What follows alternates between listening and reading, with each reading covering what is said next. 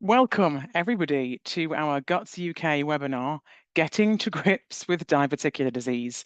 I have got to grips with my first challenge, which is not mispronouncing diverticular disease. So we've already crossed that first hurdle.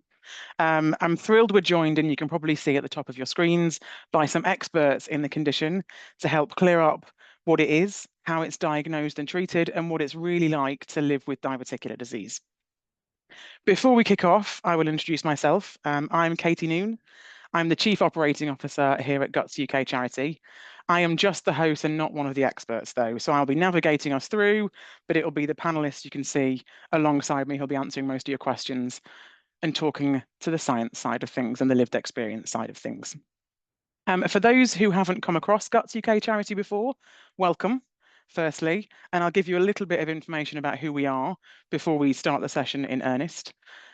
Guts UK is the national charity for the digestive system. Our mission is a simple one, and that is to improve the lives of the millions of people living with digestive conditions. Our work spans three main areas: information and support, awareness, and research. In terms of information and support, we provide evidence-based, easy-to-read information on different digestive conditions and symptoms, and we also provide support and guidance to individuals through our Guts UK helpline. When it comes to raising awareness and educating the public, we do sessions such as this one today, where we pick a condition or a topic and we do an educational webinar. We do face-to-face events and we do campaigns on different conditions through social media or through other mediums. The point of that awareness piece is very much about breaking down taboos, making people feel seen and heard, and helping people understand what digestive conditions really mean. Then the research angle, we fund research, and we also make sure that the patient voice is represented clearly in research and in research priorities. Everything that we do at Guts UK is only possible with the support of our community, our supporters, our donors, and you all for attending here today. So thank you for joining us. I hope you get what you wanted out of this session.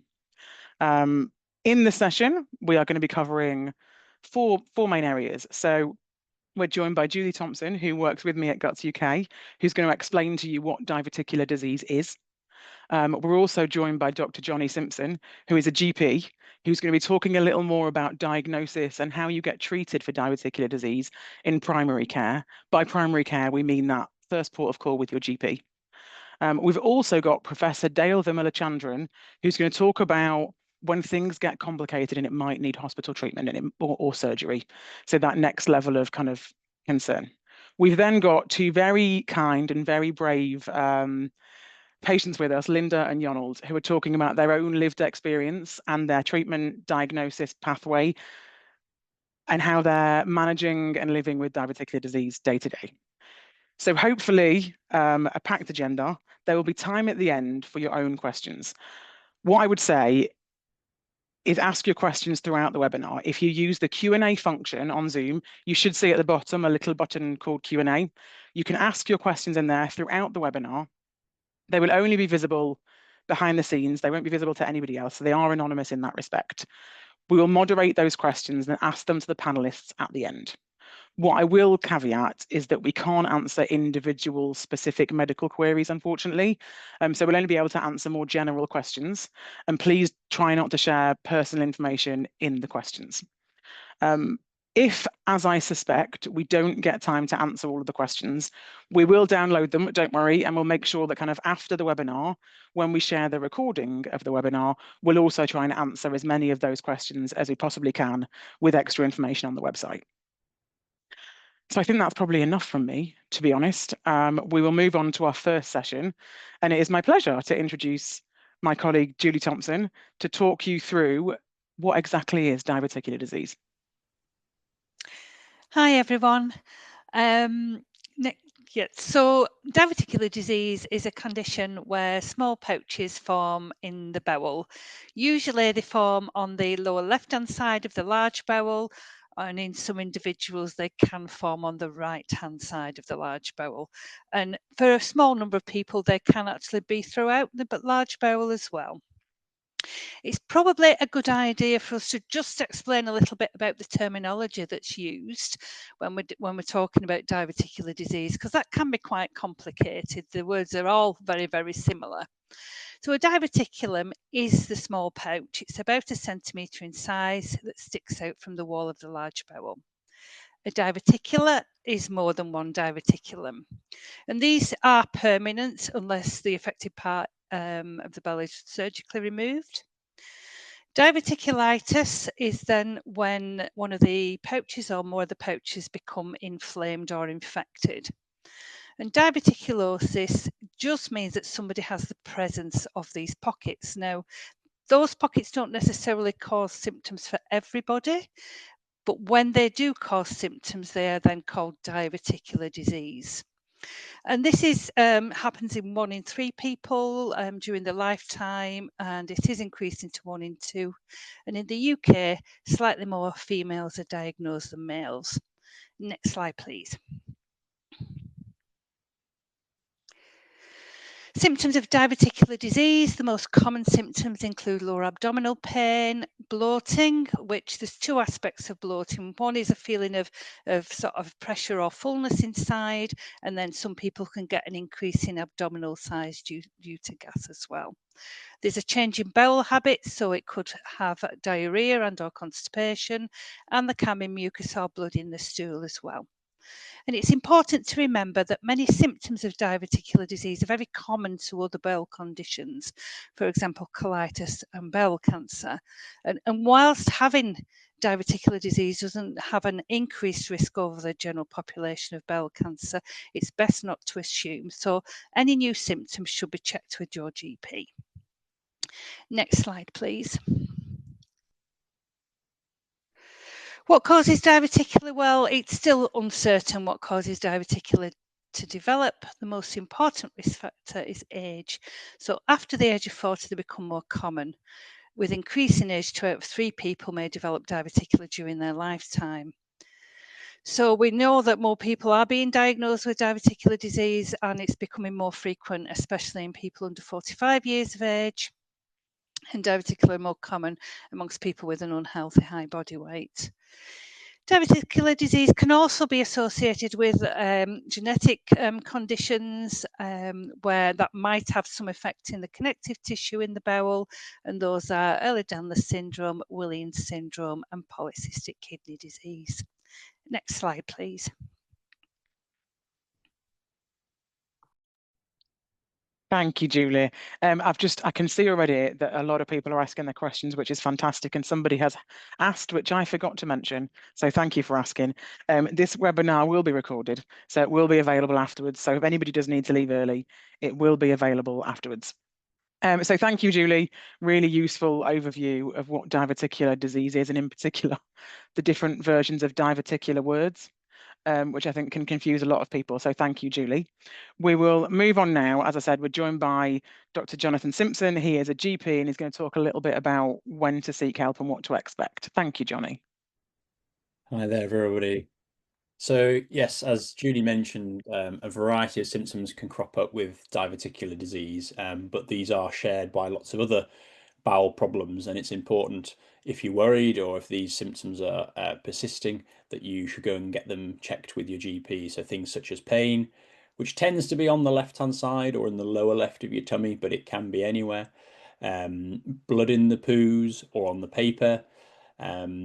Change to the bowel motions, which can go either way, so constipation or diarrhea. If you're losing weight, then you should be going to see your GP unless that's expected for yourself or intended. And then more acutely, if you're having temperatures or you're vomiting, then you need to try and seek out an on-the-day review with your GP or practitioner in community or at an urgent care centre, because it's possible you might be becoming poorly with more infective symptoms that may or may not be from your bowel. Next slide, please. So when you go to see your GP and you're going to their practice, they're going to ask you a few questions and they're going to try and elicit exactly what's going on with your story. And the reason for that is so that they can try and pin down what they think might be going on and what they need to do about it. It may be from diverticular, but it may be from something else. They might check your observations like your temperature or your oxygen, and they may feel your tummy to see how that feels. And then they'll discuss the next steps and the possible options, and have a discussion with you to work out what they and you are going to do next. This may involve, depending on your age and the story, potentially some poo tests. So one to rule out invisible blood, called a FIT test, which is a bowel cancer screening test. One to rule out a bug in the stomach called Helicobacter pylori, or even a poo test to rule out inflammation, which is linked to inflammatory bowel disease, which again is another potential colon problem or bowel problem that the GP might want to rule out. They may also suggest blood tests, which can be to rule out low blood count or anemia and a low iron level, rule out inflammation, and exclude celiac disease as well, which can be done on a blood test.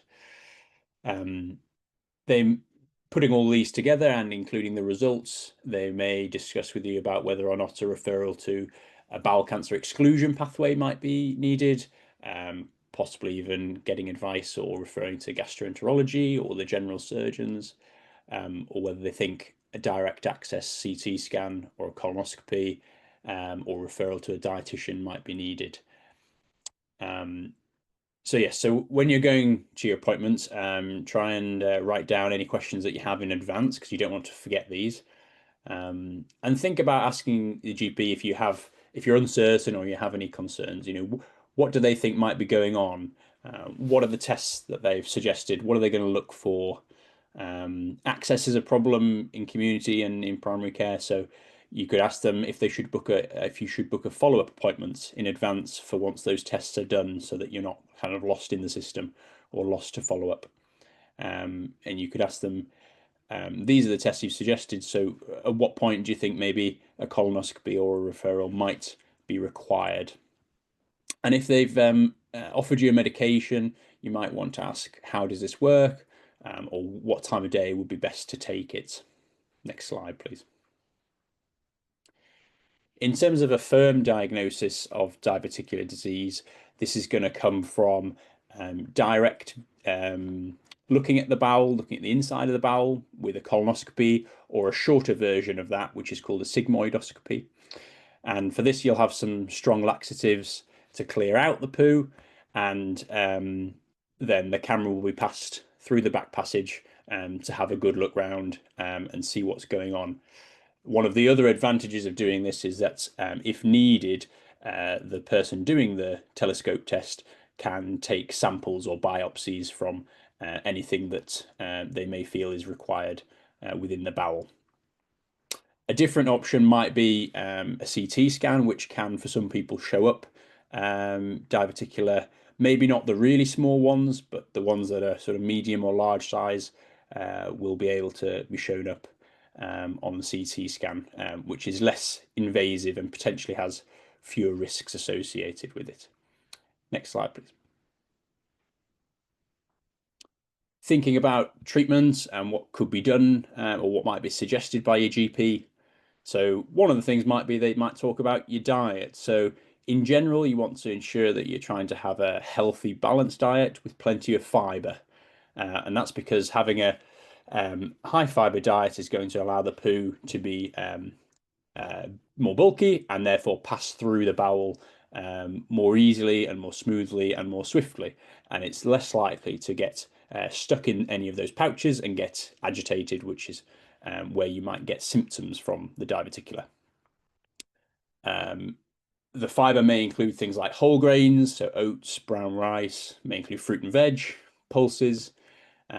Advice would often be to increase this slowly, and you may need to have an individualized approach to this, because if you have crossover with something like irritable bowel syndrome, it may be that actually the dietitian or your GP may advise you to have what's called a low FODMAP diet or something similar, which takes a different approach to trying to improve the symptoms. In general, the lifestyle advice may also include things like stopping smoking, losing weight if that's needed, and making sure that you're physically active. Having plenty of fluid is going to allow the poo to stay smooth and soft and pass through more easily. They may recommend laxatives to be taken from either the chemist over the counter or when prescribed, and that can include bulk forming ones, which increase the size of the poo to allow it to move through more easily. You could think about taking paracetamol if you had a mild pain, and the GP may talk to you about a medication to help with spasmy pains, or an antispasmodic medication, something like mebeverine, which can, for some people, help. And then in certain circumstances, the GP or hospital team may need to use antibiotics to treat an infection if they feel like a flare-up is causing an acute infection and you're unwell with this. It's not needed for every flare-up or short-term increase in symptoms, but if you're feeling really poorly, then you need to get seen, and that might be something they suggest. Thank you very much. Thank you, Johnny. Really, really helpful extra information, and particularly about what to ask and what to expect from the GP, which I think is really important for people to hear. Next, we will go to almost the next phase of potential treatment. We'll hear from Dale Vamilachandran about the kind of complications and hospital end of diverticular disease. Dale, can I hand to you? Thank you, Katie, and yeah, thank you very much for this. So I think probably the first thing to say with diverticular disease is it is very common, and actually what we're talking about is the smaller number of patients, and actually only about 10 to 20% of patients actually become symptomatic. So for the majority of diverticular disease we diagnose, we pick it up as an incidental finding, or diverticulosis in that case. So I don't want to alarm people that if you have diverticulosis, this is what's going to happen, because actually for the vast majority, it doesn't, thankfully. However, what we then say is a proportion, about 5 to 10%, develop symptoms.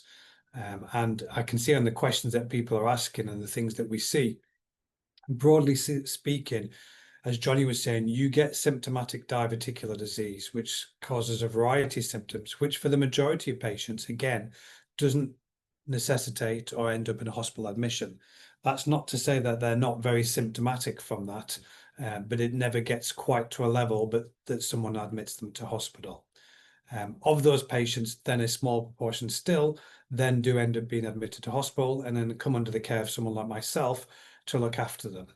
And so essentially the complication that causes that is when the inflammation, and typically we think that the diverticulum get inflamed. This is what we call a sterile inflammation. So as Johnny said, we don't think that typically needs antibiotics. It usually needs rest for the bowel. But if that inflammation continues, you then get a secondary infection. And that's really when you start to get worsening of your pain. You might start to get temperatures, fevers, you may have diarrhea, you may have some bleeding associated with that. And that's where you get the more complicated diverticulitis that necessitates usually treatment. Now, sometimes that can be treatment that's administered through a hospital, but doesn't necessitate being admitted to a hospital bed. In other words, you can have a course of antibiotics, sometimes by tablet, sometimes it can be administered by a drip, but you still don't need to be admitted. You can go home and come back for your drip treatment. But in general, once it gets to that complicated infected stage, you often need antibiotics as the first course of treatment. And that, for most people in that acute flare-up, is sufficient to settle that attack down. Next slide, please. However, unfortunately, for a smaller number of patients, and again, each time we look at this next level up, we're probably only talking about 1 in 10 of that previous group. So you can imagine we're actually going down in smaller numbers. But because the disease is so common, that's still quite a lot of patients.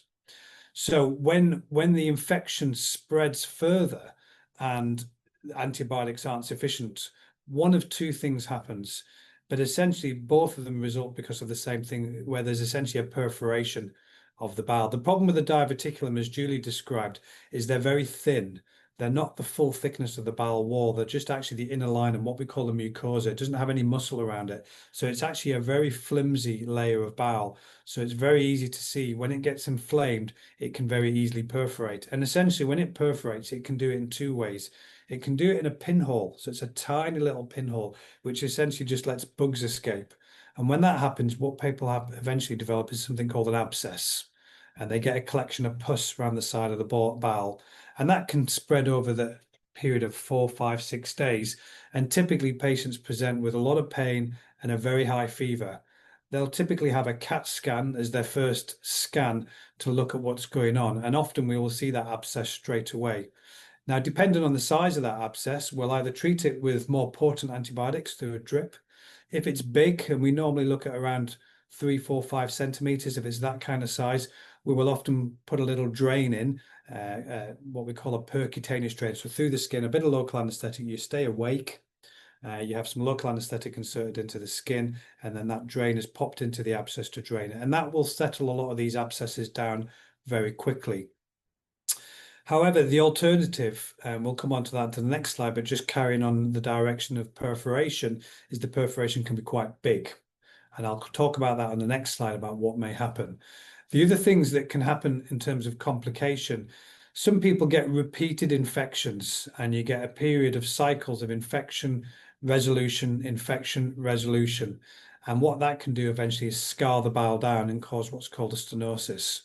And that essentially can cause a large bowel obstruction where the bowel essentially can't clear itself out. And that can present either chronically over time where people just can't open their bowels and they get a lot of pain and bloating, or it can occasionally present as an acute emergency where the bowel completely blocks and like a balloon is at risk of popping. And then the other final thing that can happen, we'll move on to the next slide because I think it's going to be on the next slide, is bleeding.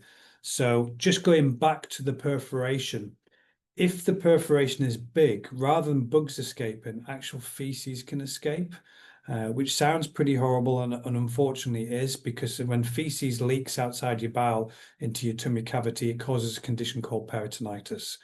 And that is a serious life-threatening condition where people will come to hospital, usually very unwell or deteriorate very quickly within 24, 48 hours. And that there's only really one way to deal with that, and that's an operation. And that involves then removing that piece of bowel at the time. Now, depending on how sick a patient is, how long the perforation has been lasting for, then depends whether the surgeons are able to actually put your bowel back together.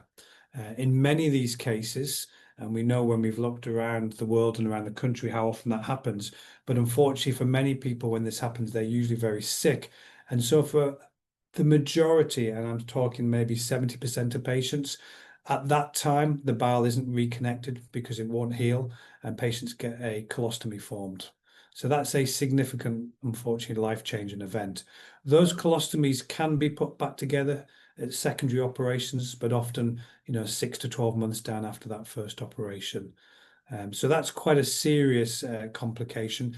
If the perforation is caught early, then the operation can still be done. And if there's not too much infection, you can actually try and reconstruct the bowel back together and avoid the need for a colostomy. If you do get a blockage, and the thing I was talking about before, we get these repeated episodes of inflammation where you get what we call a stenosis, where the bowel completely narrows down. Similarly, again, the only way to deal with that is to remove that segment of bowel.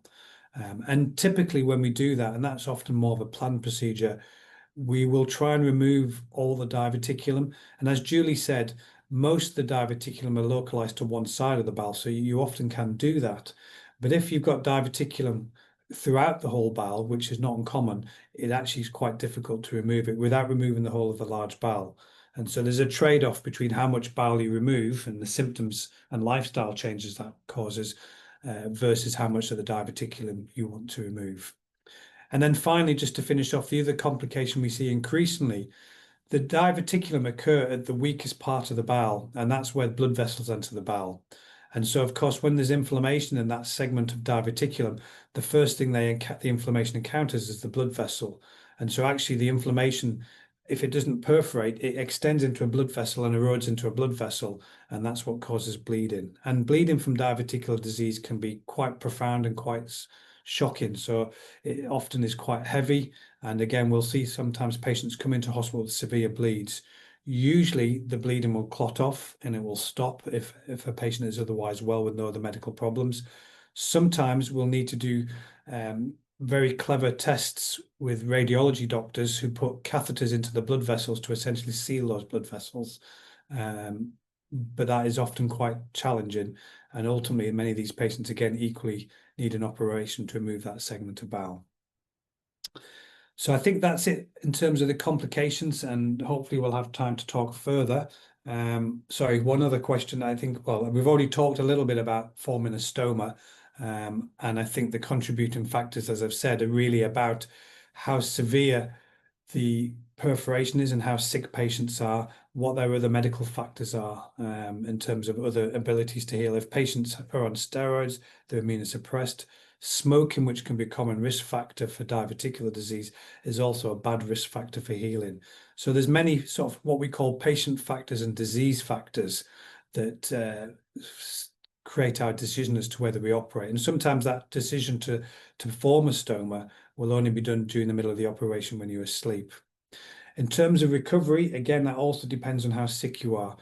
Often, as you can imagine, patients come in and the term scares people, but that's the term you have is you have sepsis. When you've got peritonitis, essentially you have infection or sepsis, which is throughout the body from that bowel perforation.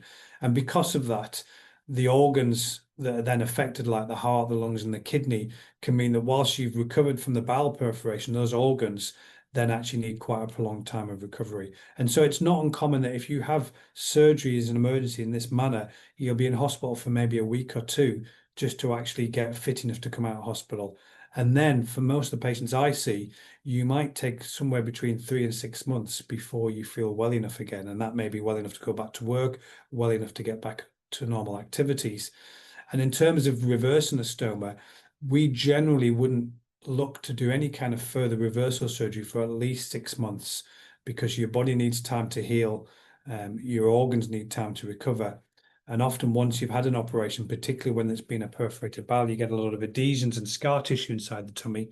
And we have to leave that for a period of at least 3 to 6 months to let those adhesions settle down so it's safe to go back into your tummy cavity.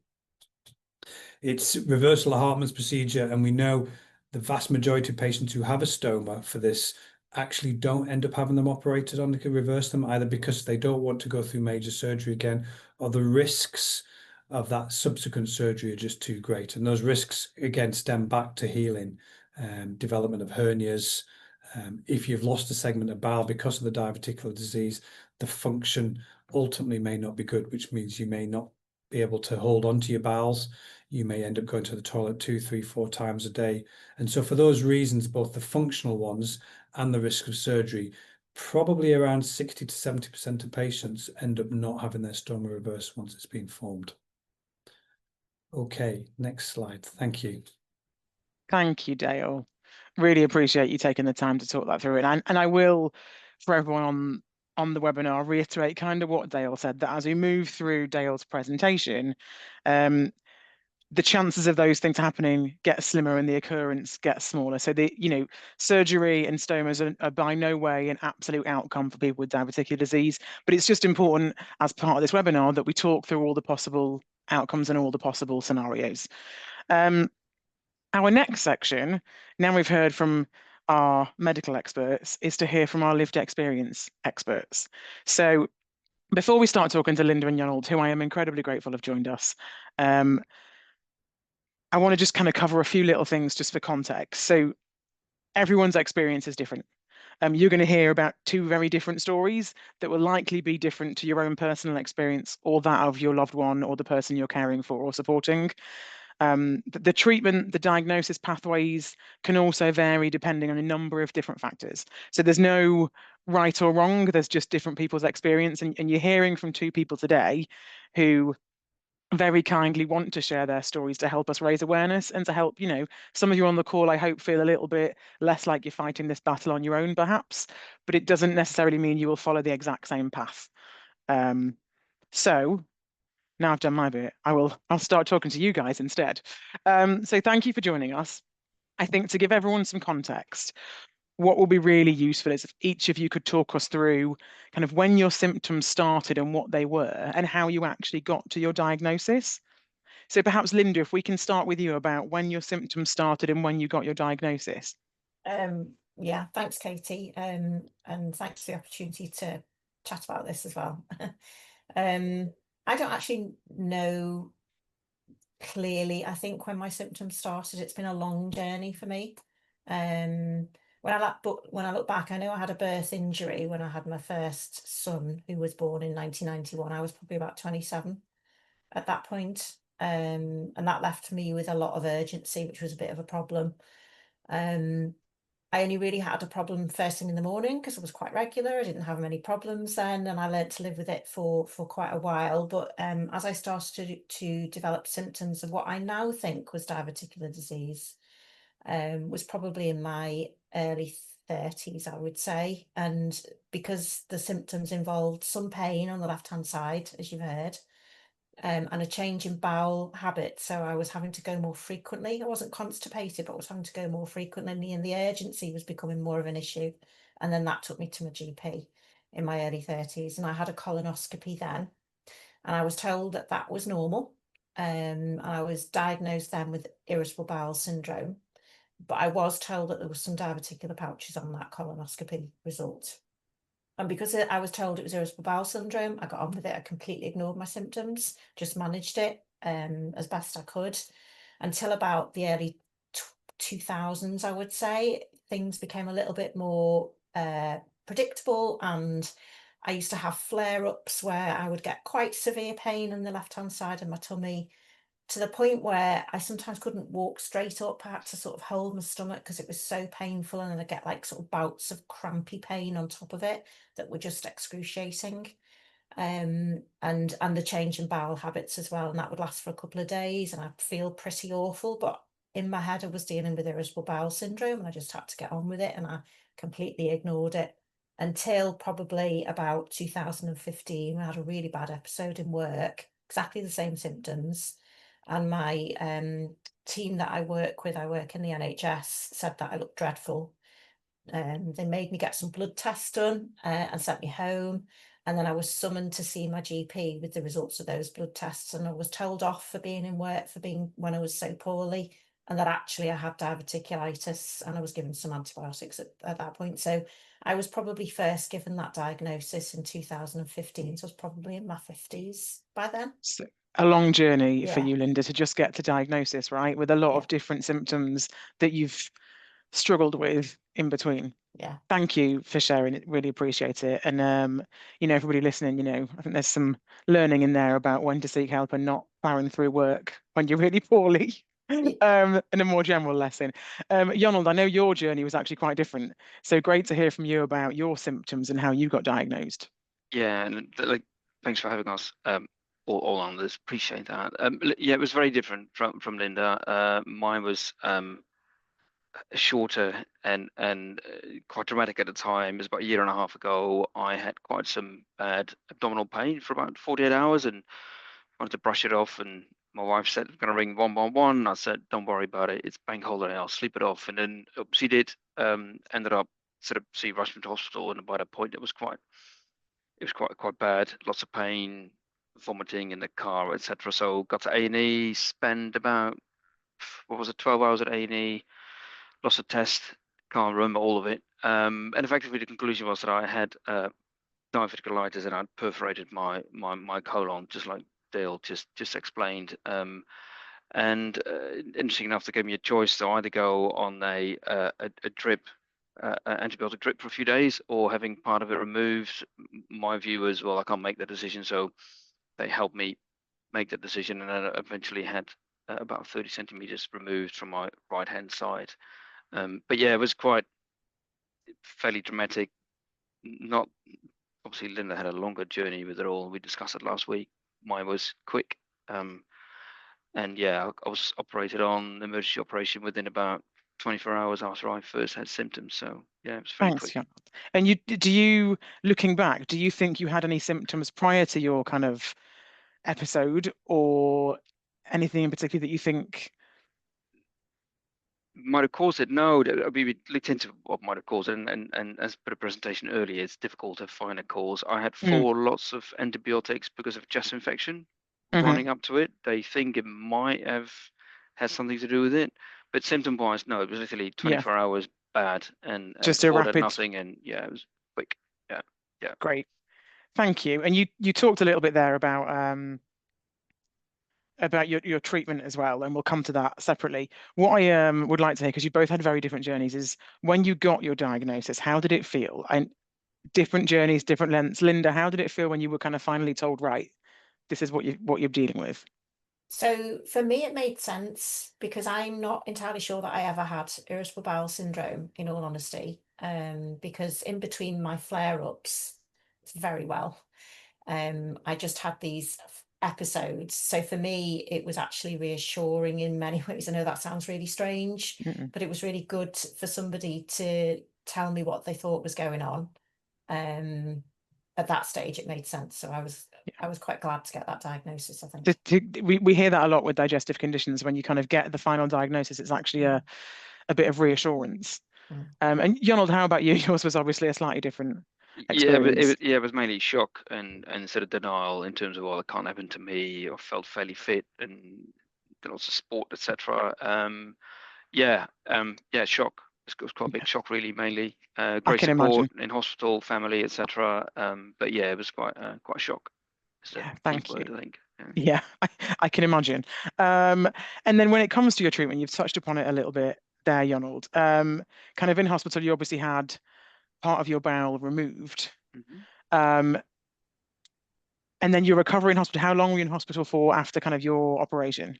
Yeah, I was there for a week, and I was lucky with all of it. It was on my right-hand side, so they took my appendix out, a fair part of my colon, and then they could do the operation to basically stitch it all together. So I didn't need a stoma, which before the operation I said, well, there's a very good chance that you will, because I didn't know at the time whether I had to take more out. So I felt very lucky when I sort of came to that sort of wasn't the case. And I was in there for a week. Then came home. The hospital was fairly difficult. I'd never really been in hospital for more than a routine day operation. So yeah, lots of noises and lots of lack of sleep. And I had a morphine pump. I remember the first sort of day, and then I took it away, and then I felt fine when the pump was on. Then afterwards, just sort of quite a bit more pain afterward. Like a week later, I felt a bit better, and when I got home is when the recovery really started to kick in, and it was great. It was good. It was off work for about 2 months, but once I got home, went quickly better. Yeah. Great, thank you. And Linda, your treatment, I know you kind of had, as we say, we keep saying the same thing, apologies. You've had a longer journey, and I think you've had different types of treatment. You had kind of a GP led, then you had a hospital experience. Can you talk us through your treatments? Yeah, certainly. So my symptoms sort of gradually got worse as opposed to Yonel's, which was really quite sudden. But that was really frustrating for me. I essentially used to get these attacks maybe every three or four times a year. They were very predictable. I knew what they were. I ended up being given rescue antibiotics at home, which I very rarely took because actually my temperature was very rarely up. So I don't think I had an infection. I think it was all inflammation personally. Until 2020. So in about October 2020, I woke up in the middle of the night with severe abdominal pain, really high temperature, vomiting, felt absolutely rubbish, took my antibiotics. We were heading into COVID, so unfortunately I couldn't get a face-to-face appointment with my GP. And there was lots of telephone consultations. I ended up with 3 courses of antibiotics with that particular flare-up. But after that flare-up, that following year, I had a terrible time. I had what I now think were probably obstructive episodes. So no high temperature, but real sudden onsets of terrible left-sided abdominal pain.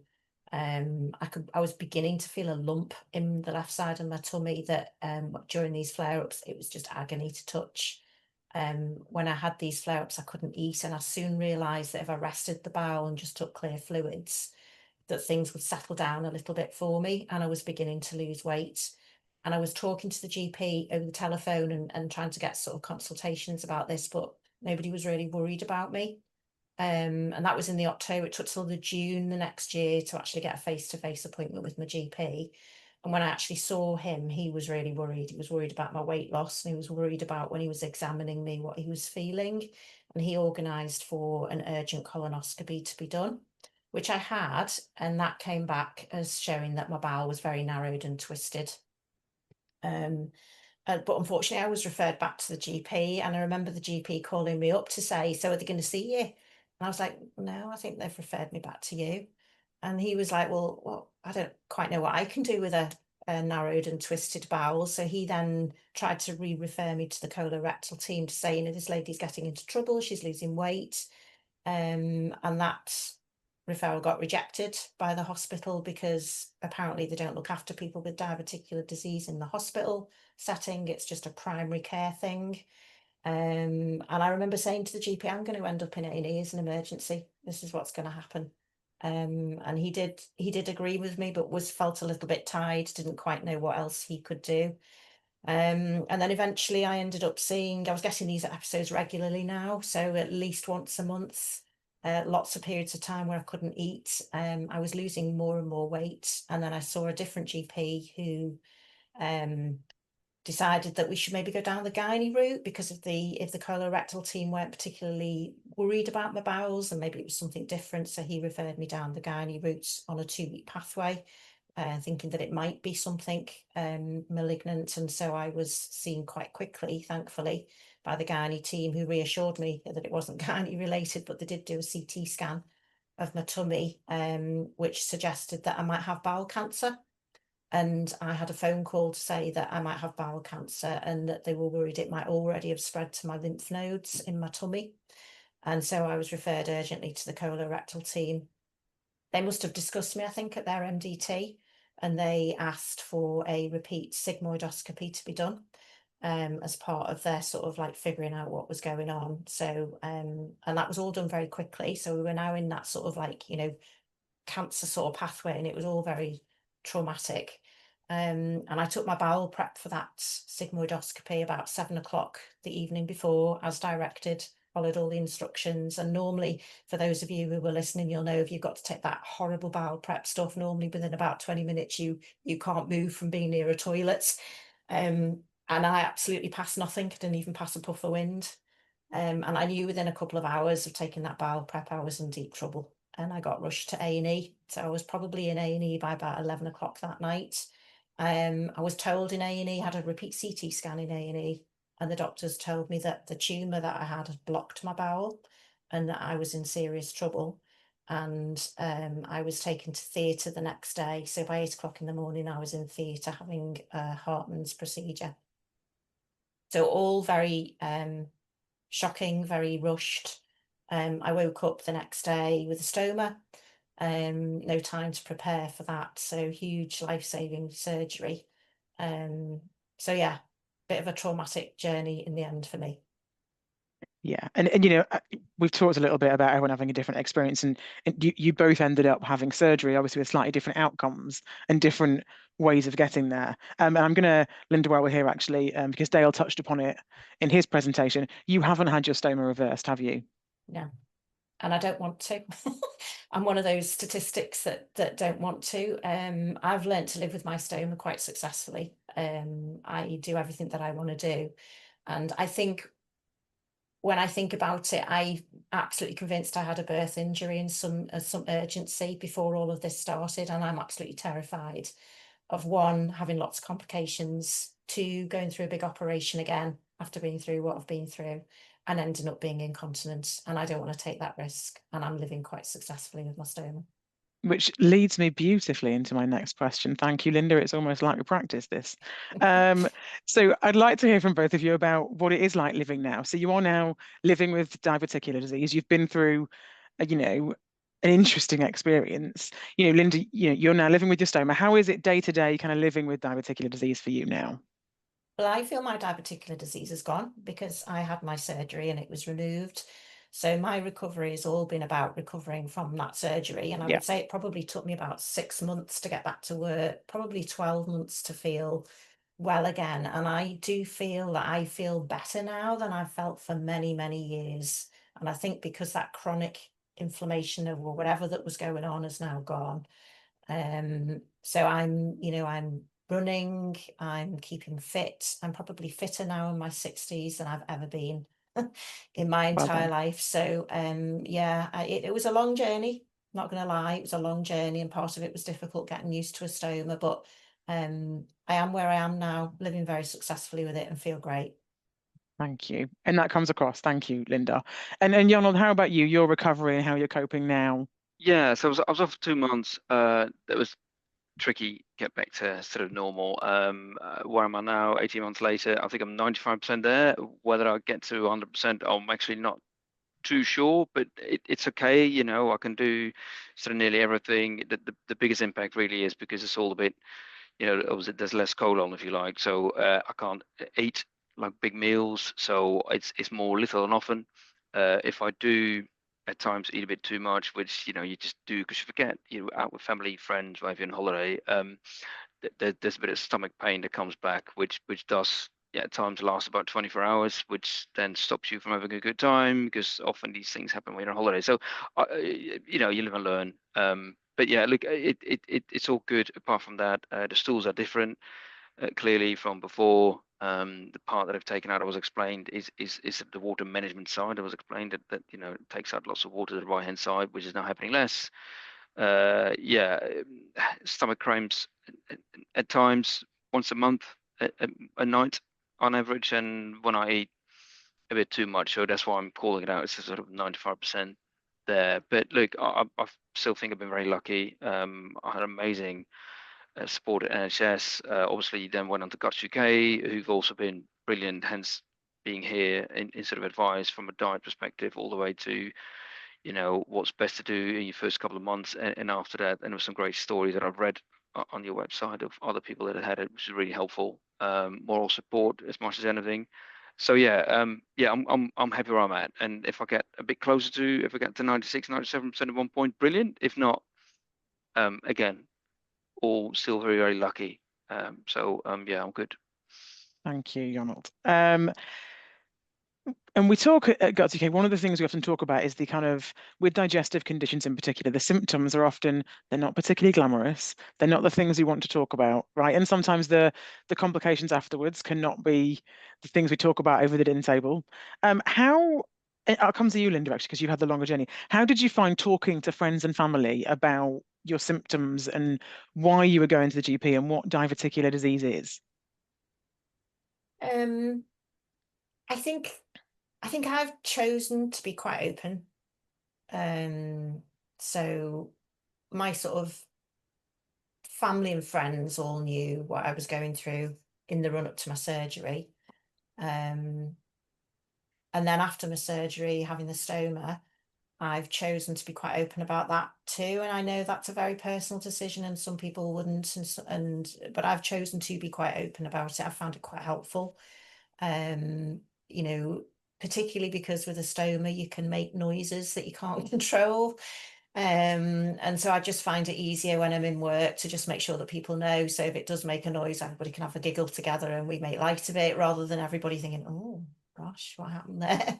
So I've chosen to be quite open about it, really. And I'm also, because of the journey that I had and I felt unheard, I felt like I couldn't get the help that I needed and I wanted. It's made me realize that this is a condition that is really common, but is not a lot known about it. Yeah. And that's why I've sort of got involved with Guts UK and got involved with the priority setting partnership thing as well, because for me, the only thing that's going to change that is really good quality research and doctors having a different understanding of this condition and how best to recognize it and treat it. So I've been quite open. Thank you, Linda. Thank you. And we all appreciate your openness today in particular. Ronald, how about you? Kind of talking to family and friends about what you've been through? Yeah, it came on again. It's very dramatic. I was suddenly in hospital. No one expected it, and I was Not really a home big again a build week up. later, and it was almost people realised afterwards what had actually happened. Yeah, it's funny. Obviously, the impact for me has been less of Linda in terms of the run up to it and afterwards. You don't see much on the outside, so you got to remind people at times, even at work. I got to go away from meetings and go to the toilet, and I never used to, and people still wonder where I'm at. And I'm thinking, well, I keep telling you, and then it's got to walk away from a meeting, etc. So that's just repeating to people. You got to be pretty open about it, I think. If people are receptive to explaining if you have a certain medical condition, and yeah, it's very different from many years ago. So it's a better environment to be open. So I'd say, yeah, just if you can and you're happy to do so and confident enough to do so, do please be open, because you get Thank you. everyone to understand it. I think that's a really good point, that it is a much more open environment, to be honest, about these things than it has been historically, and hopefully it will continue to improve, right? Yeah. And to kind of wrap up our session with the two of you, although you are staying for our Q&A as well, what would each of you tell someone who's affected by diverticular disease, or somebody supporting somebody with diverticular disease? What would be your key kind of takeaway, key thing you'd want them to know? Yonald, you help us first.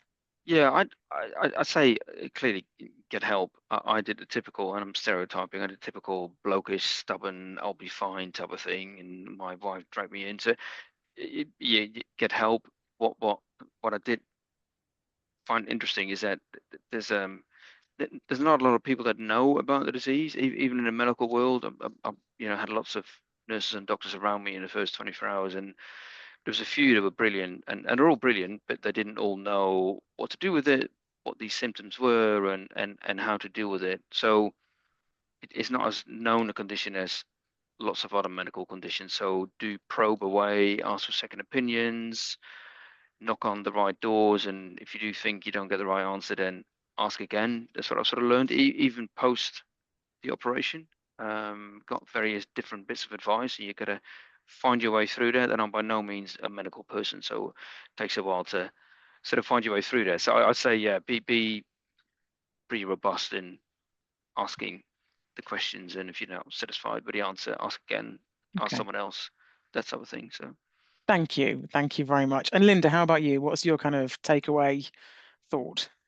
I think you're not alone.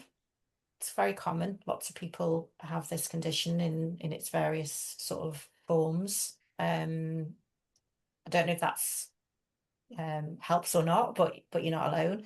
And I think I would also say try and educate yourself as much as you can. And I do think it's really important to be careful about where you get your information from. I feel like there's an awful lot of misinformation out there. So make sure that you're going to really reputable sources like Guts UK. There's lots of stuff around what you can eat, what you can't eat that's just not right.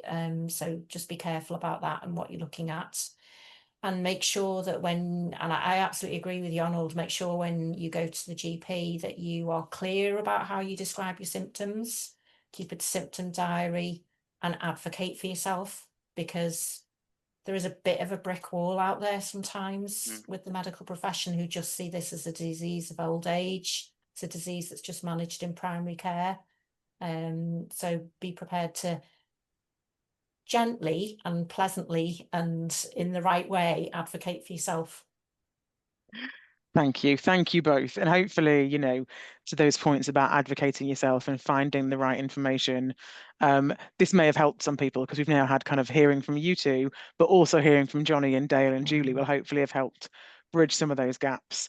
And to Yonald's point about asking questions, we will now again seamlessly move on to our question and answer session. So thank you very much. That we can't do a round of applause because there's lots of people that aren't visible, but thank you very much for joining us and sharing your stories.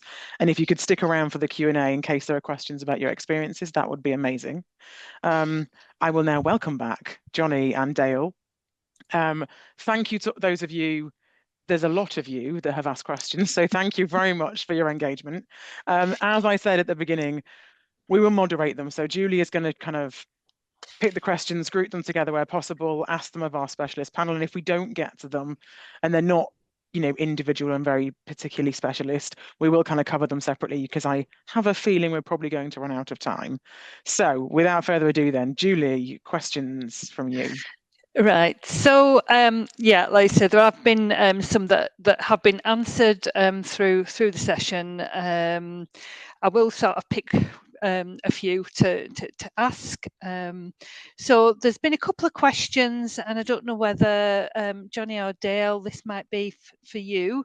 Is it common to have back pain or sciatica-like pain with diverticular disease? I'm happy to start, Johnny. So the short answer is yes. Because of the way the anatomy of your bowel is, the large bowel starts, obviously runs around the edge of your tummy cavity, but in parts it sits and floats freely within the tummy cavity. Okay, so parts of it, like the sigmoid colon and the transverse colon, float around. But there are other parts that sit on the back wall muscles. So particularly the descending colon, which is the bit that moves into the sigmoid colon. And so it's not uncommon to get back pain when you've got inflammation around that part, because often the inflammation goes backwards rather than forwards. If that makes sense. So yeah, so it's quite a common symptom. The typical symptom is pain in that left-hand side, in that left lower quadrant, but it is not uncommon that that pain will go around to the back. And so, and patients who present maybe with abscesses that are sitting towards the back will again present with back pain. It's not the most common symptom, but it is definitely describable. Thank you. And the next one, perhaps Linda, I don't know whether you could answer this one. So somebody's asked, what type of clothing do you wear with a stoma? Do you know, I wear everything that I wore before I had my stoma. I've got a pair of jeans on at the moment that you can't see. But yeah, I've not let it stop me wearing what I want to wear, so I haven't found it a problem. Excellent, thank you. And Dale, I think this is for you again, apologies. Somebody's asked, can you explain what a stoma is? Yeah, sorry, I should have realized that when I said it. So basically, when we remove a segment of bowel, and I always describe bowel surgery like plumbing. I'm a plumber. You take a bit out and you have two ends and you have to plumb it back together. If you can't plumb it back together because the patient is sick or there's been lots of contamination, you basically, because you can't join the ends back up together, you have to deliver the end of the bowel through the tummy wall. So you make a hole in the abdominal wall and you take that tube that's got a hole in the end where feces will come out and you pull it through that hole in the abdominal wall and it sits on the abdominal wall. And you can do that with either the large bowel, so that's called a colostomy, or you can do it with a small bowel, and that's called an ileostomy. And there are other kinds of stomas in terms of ones coming from the bladder, but essentially for bowel, you can either have a colostomy or an ileostomy. And so, yeah, but the sort of overarching term we tend to use is stoma or ostomy to describe any kind of what we call luminal, anything with a hole in that's being brought out abnormally through the abdominal wall. I hope that makes sense. Thank you. How much time have we left, Katie? Do we have time for any more questions? Yeah, we've got time for a few more. That's absolutely fine. Okay, that's fine then. Okay, let's have a look.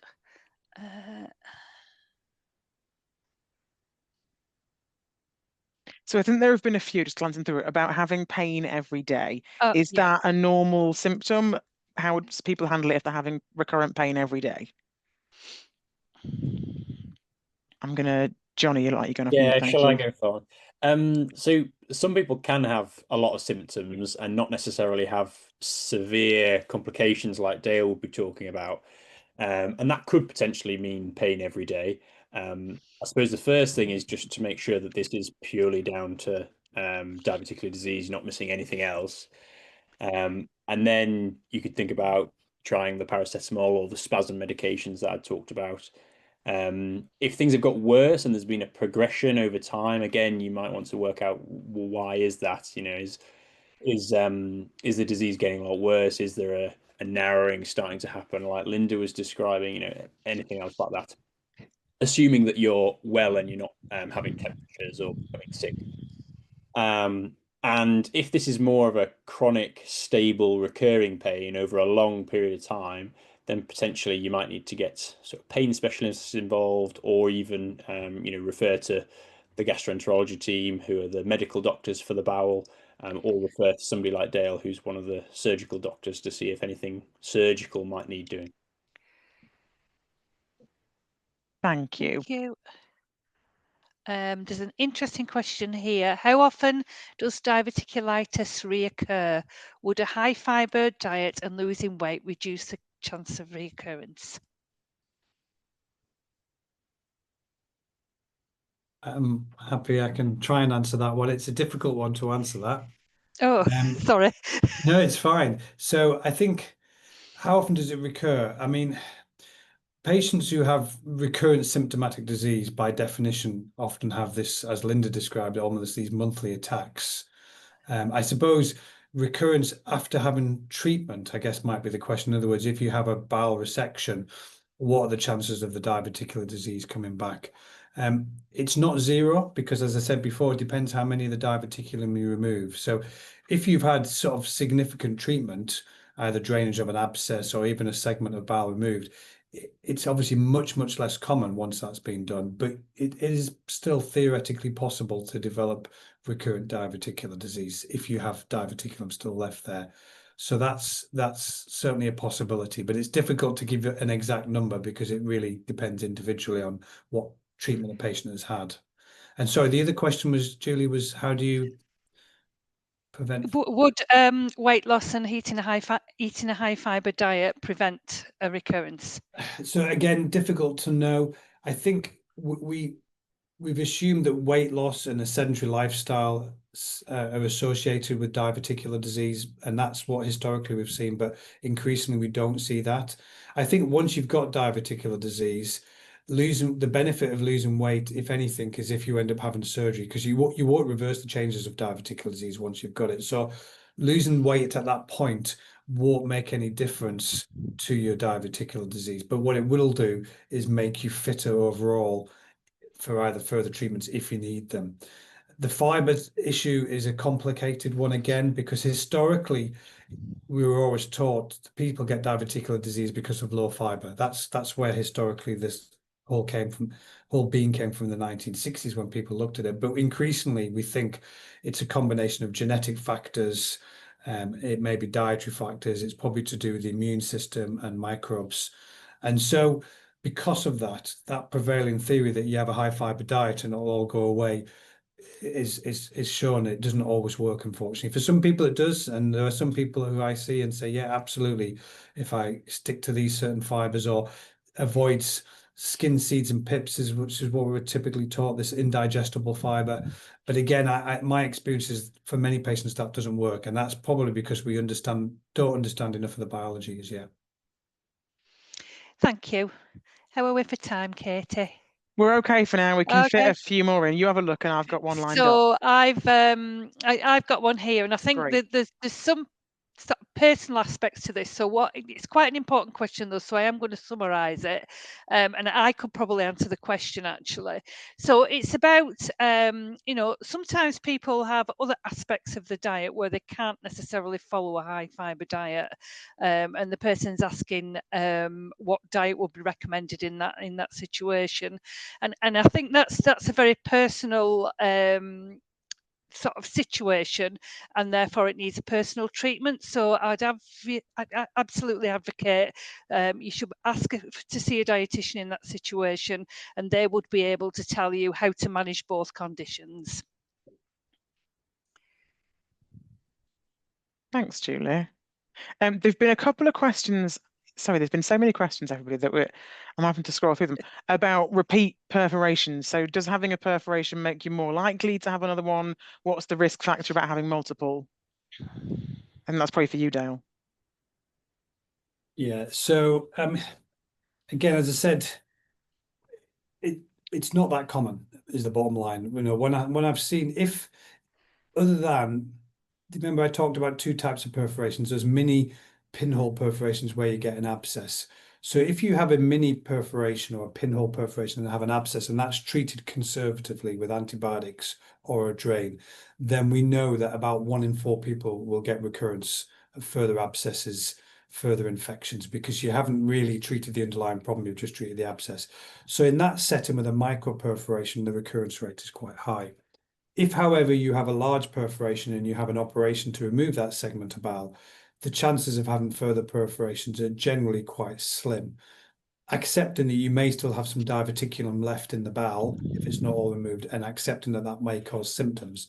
But I can't say that I've ever seen anyone present further down the line having had a Hartmann's type procedure then gets another perforation. They may get other symptoms perhaps, but those symptoms can be due to lots of other things once you've had surgery, because you get adhesions and scar tissue, hernias and all sorts of things that may develop. So really the recurrence is around those micro perforations. And indeed, you know, this is great to have these kind of events to raise the profile amongst not only patients but clinicians, because we may not be doing it right. We may not be aggressive enough. You know, we've heard stories now, haven't we, where I would say, yeah, as a medical community, we don't take it seriously enough. We're probably not, and your experience in the UK will be very different to the experience of someone in Scandinavia or America. And so you have to ask questions as to why. And there's a number of reasons behind that. There's probably beyond the scope of tonight as to why people are treated in different ways. So, yeah. I think we need a lot more time for that one, Dale, to be honest. We'll think about that another time. Julie, have you got any more lined up? Yeah, so there's been a couple of questions around sort of stress levels and whether that sort of makes symptoms worse, or whether that, you know, increases the chance of diverticulitis. So I suppose this kind of links to a little bit of what I alluded to, is that you can have a crossover with some irritable bowel syndrome like symptoms, and stress and mental health can play an impact, the symptoms from that type of disease. So yeah, potentially you might get more symptoms if you are feeling more anxious or more stressed. I don't believe that it would necessarily be linked to a higher risk of having an inflammation, so diverticulitis flare up. That's unlikely. Thank you. Oh, another one perhaps for Linda. Can you still go swimming with a stoma? Yeah.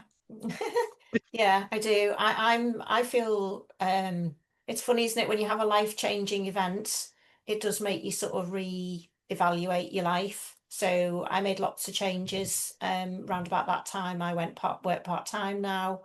I'm far more active than I was. I just started running actually before my surgery. In fact, I did the couch to 5K 2 days before I got admitted, and did my first ever 5K run. I don't know how I did that, but and I've continued to run. I swim, I ride my bike, I go on holidays. I literally do everything that I would do if I didn't have a stoma. It does not stop me doing anything at all. Thank you. Thank you, Linda. And I wonder if perhaps what we will do, and I'll commit us to this now, and my comms team probably won't thank me, is when we do the recording and do the questions and answers, we can share a link to some information about living with a stoma and what stomas are, because there's a lot of other resources about living with a stoma that might be really helpful for some people who are worried about it. Great. Okay. I think we've probably got time for one more, Julie. Do you want to pick us a good one? So there's a question here. Latest research on gut microbiomes related to diverticulitis. Is there any?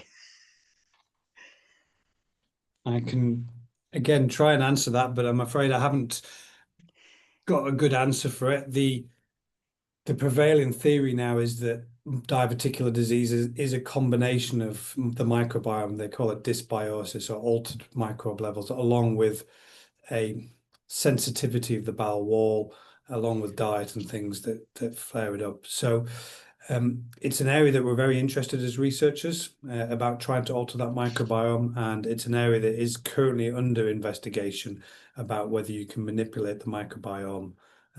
We've done it in other conditions related, like inflammatory bowel disease, typically C. diff colitis, and people are now starting to do that within diverticular disease. I think the answers to those questions are probably 5 to 10 years off, I suspect, before the trials. But hopefully, you know, with support of people like this, we can get those research trials to take place and then maybe get the answers. Thank you. Thank you. As I said, we will record all the questions. You know, we've had over 100 questions, which is phenomenal. And we'll make sure we group those together and put some responses online to kind of theme. So everybody do check back on our website when the recording is available. We'll have some answers to all those questions. I will thank everybody again, all of you that joined us today, and thank you for being so open with your questions. I will take a special moment to thank our panelists.